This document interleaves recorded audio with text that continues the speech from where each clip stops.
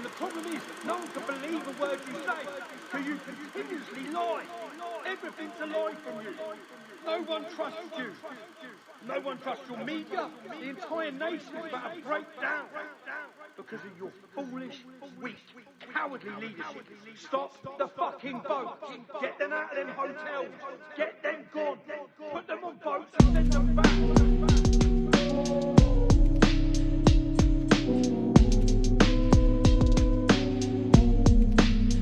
The current riots you're witnessing in England will be repackaged to you in a number of ways throughout the coming months. This is written as a warning and as a timeline to be aware of.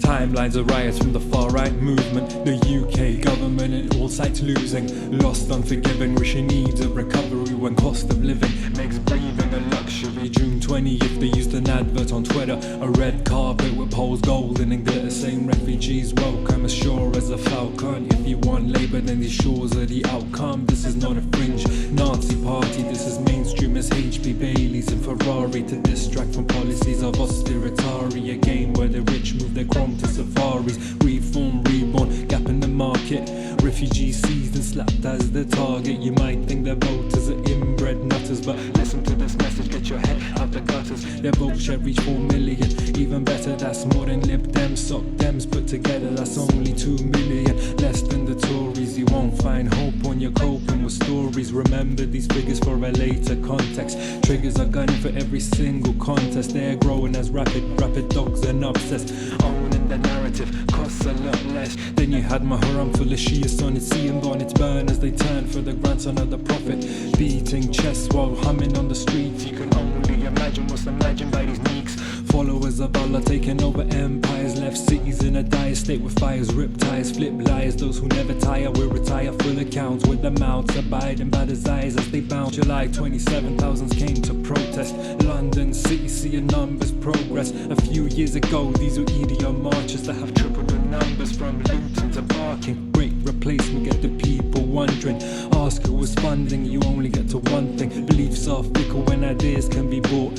Mind can change when there's a penny for a thought. Left's a version, a Marxist lurking. I won't bore you at all, cause you know this version, aversion to anything. The hardest problem, 1% own half of Plymouth to Scotland. Changing landscapes, rearranging that chase for the profits as the horrors and losses. Orthodoxes box them with the Marcus paradoxes, barking dogs and starkest options by the army of toxins. Who won't say race, but they will say culture. Who won't say your race, but their faces have altered. It's an old game, faces have altered. Platforms transform, still the same altar.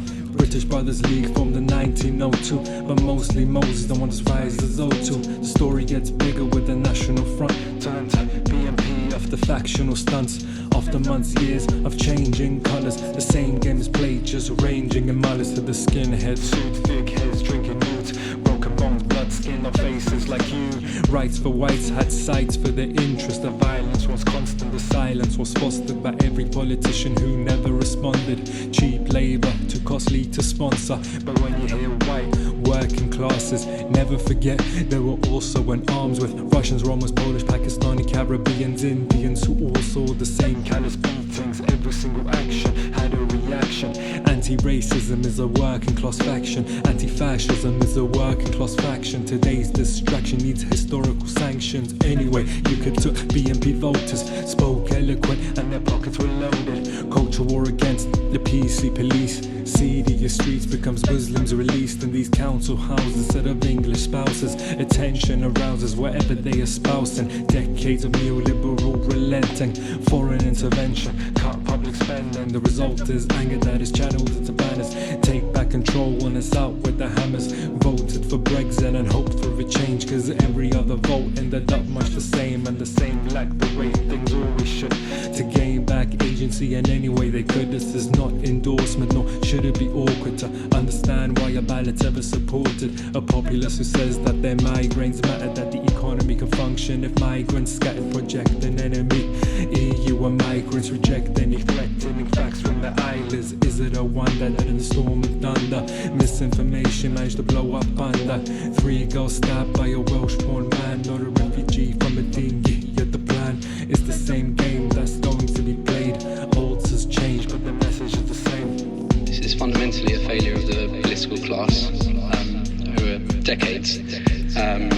Austerity policies, deindustrialization, liberalization of the markets right from the 80s, the cynical fanning of culture wars for electoral gain.